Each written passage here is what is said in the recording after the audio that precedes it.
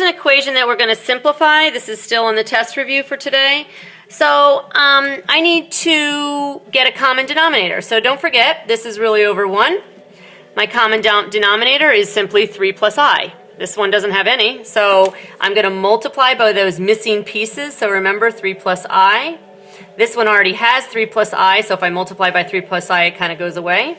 So my equation simply becomes 5 equals minus I, and then 3 plus I.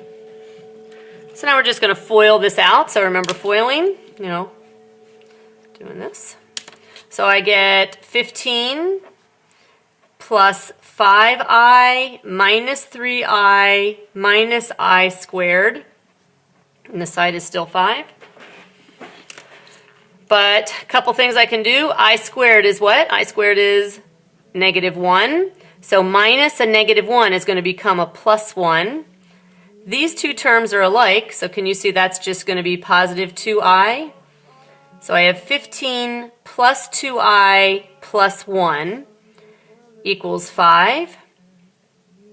I'm going to move everything actually over to this side. So 15 and 1 is 16, and 16 minus 5 is 11. So I'm going to have 11 plus 2I, and that is actually as simple as I can make it.